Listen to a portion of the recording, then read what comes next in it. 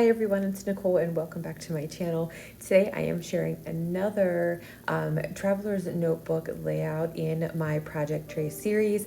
This is the second traveler's notebook that I am doing. The other one was posted the other day. It will be in the playlist. So I am documenting Valentine's Day and doing some baking, and of course I had my bestest helper with me.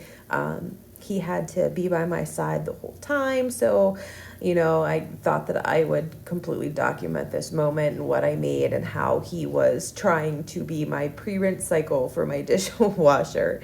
So I am using the February papers from Cocoa Daisy. I am going to be putting this in my notebook, but from the project tray, what I have left over are these larger die cuts from the Simple Stories. And what I am going to do is try to use all of these up on this double page, and I can honestly say that I successfully do so. This page is going to come together fairly quick. I did actually leave this one in real time, so it was super easy once I figured out where I wanted my die cuts to go. But along with the die cuts, I am trying to use up a lot of those Felicity Jane washi strips also. So I'm going to leave those sit out, and then I'm going to try to incorporate some of the enamel dots and the alpha stickers as well. So for my large photo, I'm starting on the right page because I had an idea in my head that I wanted to use these 3 circles. And I wanted the large photo to be a circle as well, which is what you just saw me do there. I found the center of it and then basically freehand sketched a circle on the back of it and just went with it and winged it.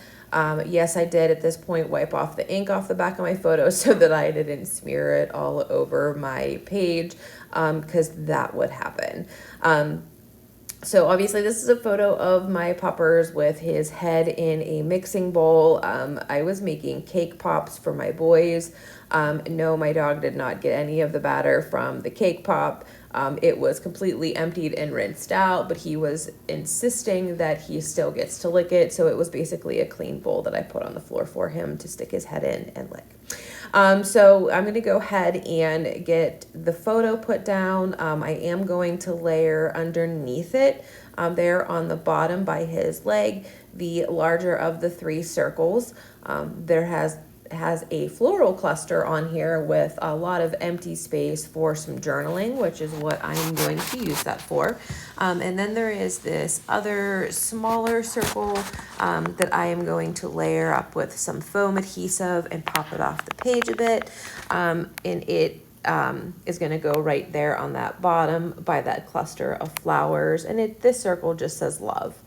This top piece, there was a staple, like a faux staple that was drawn on it, so I went ahead and just added a mini staple right over top of that to make it the real thing, and we're going to go ahead and stick it up there. I do add a little embellishing cluster up there at the top just to kind of weigh everything down. So because I didn't know where else I wanted to go with it at that point, I'm going to jump over to the left because I had another idea, and that was using this horizontal boy and girl larger ephemera and making it into a pocket to house some other journaling and photos on the left side. So what I'm going to do is use that as a pocket, and I am going to glue just the left, the right, and the bottom. And we're going to go ahead and make a pocket just by using some glue. You can use dimensional adhesive. You can use anything really, just as long as you don't glue down that top piece. But I'm going to go ahead and just use glue because that's what I had in hand. This piece with the paper clip is what I'm going to put my journaling on, and I really like this paper clip. So I fussy cut just a portion of it out, just so that it made it look like that the paper clip was functioning as a paper clip as it lifts up just like that. So now that the glue is dry and I have that fussy cut paper clip, done and out of the way, I have these other die cuts here that I'm going to start layering in with my pocket.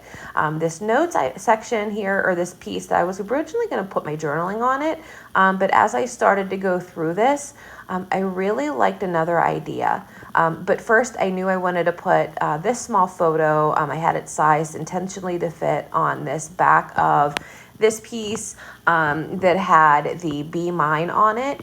And this is where I'm going to start to bring in some of the vellum washi strips. I'm going to put a blue piece on the bottom, and then I do have a small of the darker of the pink pieces that I will trim just a section of it off, and I will use that up actually on the top of the photo. I tried to layer it up and double it up, but it just wasn't working for me. So I just went ahead and used it up at the top so that it kind of frames the top and the bottom of the picture. There was a little bit of a piece of washi hanging off that end, so I went ahead and trimmed that off. And then I'm going to go ahead and adhere down my photo, and then you can see just a little bit of the top and the bottom peeking out, and I love the way that that looks, and he's going to look so cute tucked inside of that. And either way, whether it was photo out or ephemera out, it works great. But this is where I was like, oh, you know what? This would look awesome with the picture of the cake pops on this back piece, because I didn't want another photo to get lost in the pocket. I love doing pockets, but I feel like the photos do have a tendency to get lost in there. So I felt that this would be a really good way so that it didn't get lost. And then to help bring in that element of the washi, I went ahead and cut off another little strip of the light pink, and it matched perfectly. So I stuck it on there, and that is how eventually that will look. I did want to emphasize that little tab at the top to pull the photo out so that you could flip it over. So I just hand drew some black hearts, and that'll go there. And that 1+1 die cut, I'm just using that as something extra. I'm not even going to add anything to the back, and we're just going to tuck that in. So this is where I start to add in some other bits of this washi. I was trying to find different ways to use it, different places to put it, and at this point I felt that the top and the bottom of this left side was kind of empty. I liked the cluster that I had going in the middle, but I felt that it just needs something a little bit more. So I will add in those up at the top. And oh, I forgot, I added my journaling next. Jumping ahead of myself, sorry. I do add the washi on the top there, and then I add journaling about what I was doing for the day, but I really didn't do too much journaling on this piece about the pup. His journaling will go on that right side of the page in that circle die cut, but I love how this just goes right in that pocket. That clip acts like a faux clip, and then it just everything just houses and fits in there so nice. I love how this pocket turned out. I need to do this a little bit more often, especially with that little paper clip piece right there. So this is where I start adding in some of this extra washi to the top and the bottom. As you can see here, I am cutting out the wave of this washi. You do not have to do this. This is something that I just choose to do. When I put this down, it is semi-transparent. You can see the pattern paper behind the clear portion of this. However, it is frosted to me, and I don't like the looks of it, so I just roughly trim it out. That way it doesn't really focus on that, and then it just focuses more or less on the scallop part of the washi, and I love it so much better. I will probably use this more often now that I like the looks of this as opposed to like that frosted look. So I am going to add a pink strip there. I do add another strip from that same piece that I just fussy cut up onto the top right, just to take some more of that color up. And then I decided that it needed some blue. And I am going to do the same thing with this washi strip and fussy cut this piece out, just cutting along that wave again, just like I did for the pink. And then I'm going to trim this down and add it right below the pink that I put on the top. But I'm going to offset it a little bit to the left so that it's not perfectly stacked.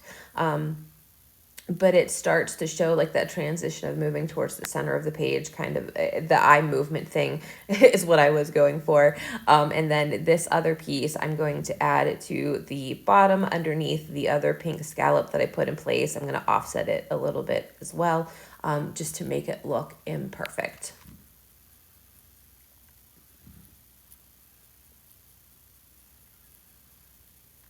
I do have an extra little strip of that light blue washi that I cut out, and I do end up pulling it and using it over on the top right. I was trying to figure out a way to add that scallop in. I added it to the left because it had that circle element to it, but I don't have a lot of straight lines on the right. So I just used it up there at the top just to make it, the spread, both sides a little bit more cohesive and blend together. So that was the only piece up at the top there, and then down at the bottom that I added just as a little something.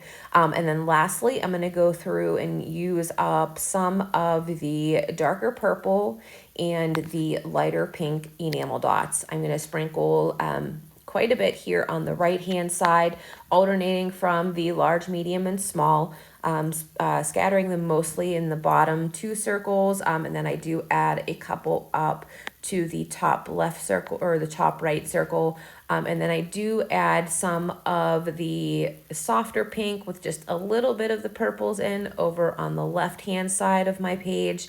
Primarily focusing on the left side on the top and bottom where the scalloped washi strips were.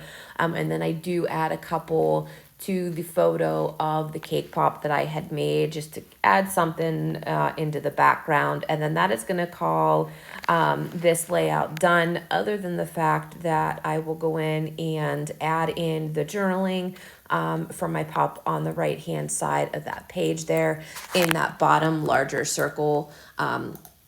That's where I will actually journal about him trying to be my pre-rinse cycle for the cake pops that we were making for that day. But that is going to be the end of this video, you guys. Thanks so much for stopping by. There are several close-outs coming up here at the end. That way you can see all of the detail.